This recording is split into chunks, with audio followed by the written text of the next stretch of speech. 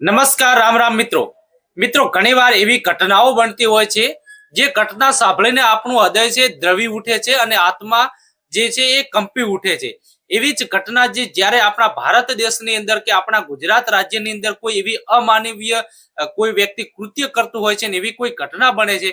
ત્યારે ખરેખર આપણું હૃદય દ્રવી ઉઠે છે। આ જે આપણા દેશ છે ઋષિ મુનિઓનો દેશ છે અને જે આપણું રાજ્ય છે ગુજરાત રાજ્ય આમ શાંતિપ્રિય રાજ્ય કહેવામાં આવે છે। પણ અમુક ઘટનાઓ એવી પ્રકારની બનતી હોય છે, અમુક લોકો એટલી હદ સુધી જતા હોય છે કે એની કોઈ સીમા નથી હોતી અને એવી ઘટના જ્યારે બનતી હોય છે ત્યારે ખરેખર આપણને ખૂબ દુઃખ થતું હોય છે। અને આવી જ એક ઘટના બની છે જે કચ્છની અંદર, અને એ મિત્રો ઘટના એવી બની છે કે તે તમે આખી સ્ટોરી સાંભળશો તો ખરેખર તમને પણ એવું લાગશે કે આ ખરેખર આ અમાનવીય કૃત્ય કોઈએ ન કરવું જોઈએ અને એને કડક ને કડક સજા થવી જોઈએ। તો મિત્રો આના વિશે આપણે સંપૂર્ણ વિગતથી આજે વાતચીત કરવાના છીએ। ચેનલની અંદર નવા આવ્યા તો ચેનલને સબસ્ક્રાઇબ કરી દેજો અને વિડીયોની અંદર અંત સુધી બન્યા રહેજો। આ સમગ્ર જે ઘટના બની છે કચ્છની અંદર એ સમગ્ર ઘટના વિશે આજે તમને હું માહિતગાર કરવાનો। મિત્રો આજના જમાનાની અંદર કોઈ પણ વ્યક્તિ યુવક હોય કે યુવતી વચ્ચે પ્રેમ કરવો એક સામાન્ય બાબત બની ગઈ છે, પણ જે લોકો જે પ્રેમ કરી રહ્યા છે, કોઈ પણ યુવક કે યુવતી પ્રેમ કરે છે અને એનો અંજામ કેવો આવશે એ કોઈને ખબર હોતી નથી, કોઈએ એવી કલ્પના નથી કરી। જ્યારે પણ કોઈ પણ યુવક કે યુવતી વચ્ચે પ્રેમ બંધાય છે, પ્રેમ સંબંધની અંદર બંધાઈ જાય છે અને પ્રેમ થઈ જાય છે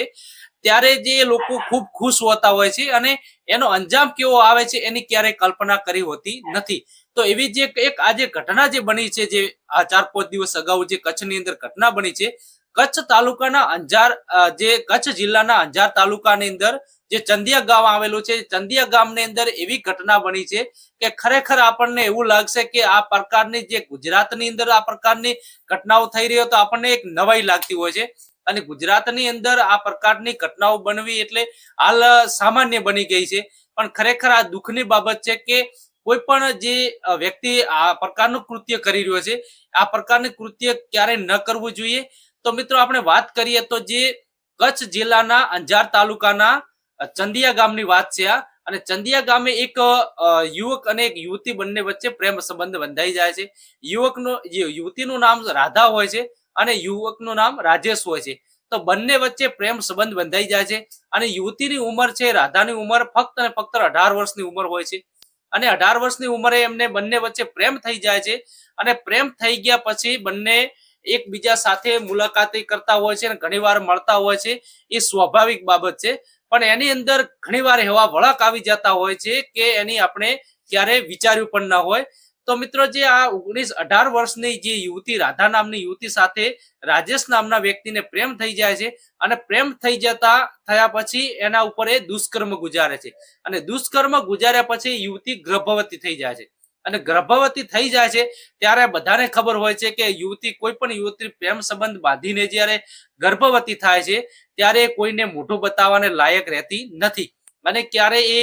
કોઈને મોઢું બતાવી નથી શકતી કે નથી પોતાનું પાપ છુપાવી શકતી। ત્યારે ઘટના એવી બને છે કે આ યુવતીને જે ગર્ભ રહી જાય છે ને ગર્ભ રહી ગયા પછી જે રાજેશ નામના વ્યક્તિ જોડે એને પ્રેમ હતો એની સાથે લગ્ન કરવા માટેની જીદ પકડે છે। જ્યારે રાજેશ નામના વ્યક્તિ જોડે લગ્ન કરવા માટેની જીદ પકડે છે ત્યારે રાજેશ આને લગ્ન કરવા માટે ના પાડતો હોય છે અને યુવતી જે વારંવાર જીદ પકડી રહી છે કે હવે મારે ગર્ભ રહી ગયો છે, હવે હું બીજાની ન થઈ શકું અને હું બીજાને મોઢું કઈ રીતે બતાવી શકું। કોઈ પણ જે યુવતી હોય, કોઈ પણ છોકરી હોય, એને આ રીતે ગર્ભ રહી જાય પ્રેમ સંબંધની અંદર તો પછી કાં તો ઘણીવાર આપણે જોઈએ છીએ આત્મહત્યા પણ કરતી હોય છે અને ઘણીવાર એ લગ્ન કરવા માટે પ્રેમ લગ્ન કરવા માટે યુવકને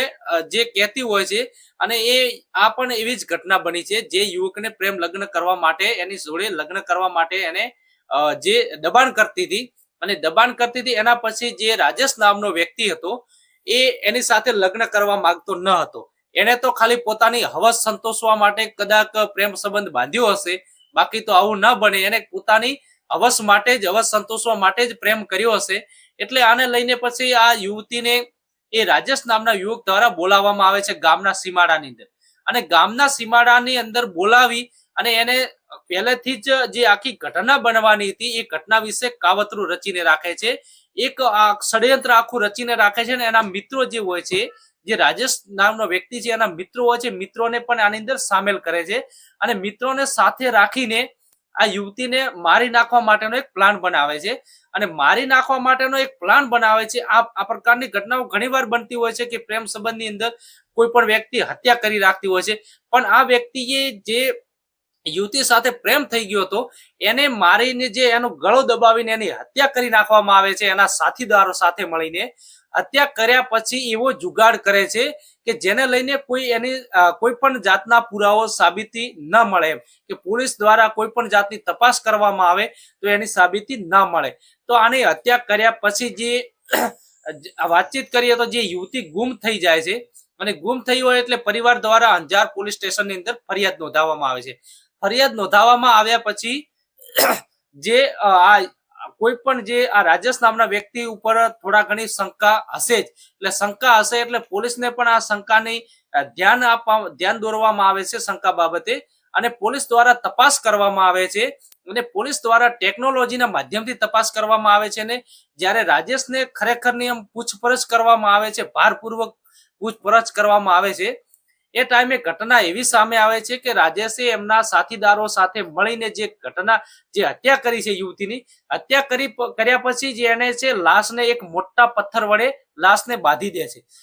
અને મોટા પથ્થર વડે લાશને બાંધી દેવામાં એટલે આવે છે કે યુવતીની લાશ જે એ છે મોટા પથ્થર વડે બાંધી અને એક કુવાની અંદર નાખી દેવામાં આવે છે અને એ કુવો છે પાણીનો ભરેલો હોય છે અને કુવાની અંદર લાશ નાખી દેવામાં આવે છે પથ્થર સાથે બાંધીને, એટલે એ લાશ તરીને બહાર આવતી નથી, એટલે કોઈને આ જાતની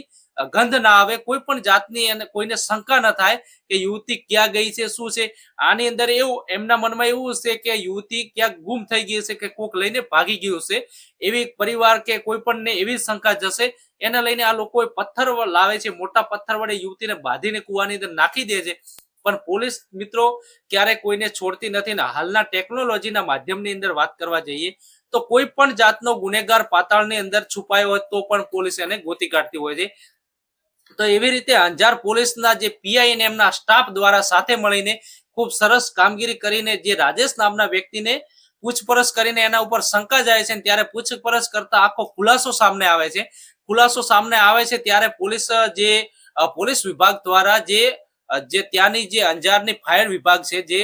ફાયર વિભાગને બોલાવવામાં આવે છે અને ફાયર ટીમને બોલાવી અને એમને આખી જે ભારે જહેમત બાદ આખી લાશ બોડીને પથ્થર સાથે બહાર કાઢવામાં આવે છે. એના પછી જે રાજેશ નામના વ્યક્તિ ઉપર અને એના સાથીદારો ઉપર 302 ની હત્યાની કલમ દાખલ કરવામાં આવે છે અને જે પ્રકારે દબાણ કરીને જે યુવતીને ષડયંત્ર રચ્યું છે, એક આત્મહત્યા કરી છે અને એનું આખું ષડયંત્ર રચ્યું છે, એને લઈને પણ અલગ અલગ કલમો એની અંદર ઉમેરવામાં આવે છે અને પોલીસ દ્વારા એમની ધરપકડ કરીને હાલ આગળની કાર્યવાહી પણ પોલીસ દ્વારા કરવામાં આવી રહી છે અને પોલીસ આની અંદર ચોક્કસ જે પ્રકારની કામગીરી કરી અને જે લોકોએ આ સજા, જે લોકોએ ગુનો કર્યો છે અને જે લોકોએ આ પ્રકારની જે ઘટના બનાવી છે, જે કરી છે, એમને જે ઘટના બની છે ને જે લોકો આરોપીઓ છે એમને સખતમાં સખત સજા કરવામાં આવશે એ પ્રકારની લોકોને ખાતરી પણ આપવામાં આવી છે. તો મિત્રો ગુજરાતની અંદર આપણે જોવા જઈએ તો છાસવારે અમુક આ પ્રકારની ઘટનાઓ બનતી હોય છે અને હાલના લોકો જે યુવક યુવતીઓ છે એ કોઈ પણ પ્રકારનું વિચાર્યા વગર હાલની વાત કરીએ તો સોશિયલ મીડિયાના માધ્યમથી એકબીજાને લોકોને જાણતા પણ નથી હોતા, તેમ છતાં એમ લોકોને પ્રેમ થઈ જતો હોય છે. હવે સામેવાળી વ્યક્તિ કોણ છે, કેવી છે, એ તો એમ કોઈને ખબર હોતી નથી, તેમ છતાં એમની વચ્ચે પ્રેમ થઈ જતો હોય છે અને ફોનની અંદર વાતચીત થવા માંડે છે. વાતચીત થવા માંડે પછી કોઈ પણ યુવતીને આની અંદર પ્રેમથી વાતો કરીને ભોળવી નાખવામાં આવે છે. આ પ્રકારની પણ ઘટનાઓ હોય છે કે આવા હત્યારો દ્વારા આવી યુવતીઓને ફસાવવામાં આવે છે, ભોળવી નાખવામાં આવે છે. અને પછી આપણે વાત કરીએ તો ઇન્સ્ટાગ્રામની અંદર પણ આ પ્રકારની ફેક આઈડીઓ બનાવીને લોકો યુવતીઓ હોય છે, યુવતીઓ જોડે ખાનગીની અંદર જે ચેટની અંદર જે વાતચીત કરવાનું ચાલુ કરતા હોય છે ને પોતાના અલગ અલગ નામ આપતા હોય છે અને પોતાના સ્માર્ટ કહેવાનો મતલબ કે સ્માર્ટ ફોટો એડિટ કરતા હોય છે અને એમને એવું લાગતું હોય છે કે આ વ્યક્તિ ખૂબ સારો હોય છે. જ્યારે પ્રેમ કરે છે ત્યારે એમને એવું લાગે કે આ તો વ્યક્તિ ખૂબ સારો છે, પણ પાછળથી આ પ્રકારના જે ઘટનાઓ બને છે, પાછળથી આ પ્રકારનો જે અંજામ આવે છે એ ખરેખર દુઃખદ હોય છે. તો મિત્રો આ જે ઘટના ગુજરાતની અંદર બની છે, આખા ગુજરાત માટે ખૂબ જ દુઃખદ ઘટના કહી શકાય છે. આ પ્રકારની જે ઘટના ભવિષ્યની અંદર ના બને એના માટે સરકારે પણ ધ્યાન દોરવું જોઈએ અને કોઈ પણ આરોપીને છોડવામાં ના આવે અને એની અંદર પૂરી સજા થવી જોઈએ, જેથી કરીને બીજો કોઈ વ્યક્તિ આ પ્રકારનો ગુનો કરવા માટે કોશિશ ન કરે. તો મિત્રો મારો વિડીયો તમને ગમે તો વિડીયોને લાઈક કરવાનો, કોમેન્ટની અંદર તમારી રાય બતાવવાનું ભૂલતા નહીં. હવે મળીશું નેક્સ્ટ વિડીયોમાં. નમસ્કાર, રામ રામ.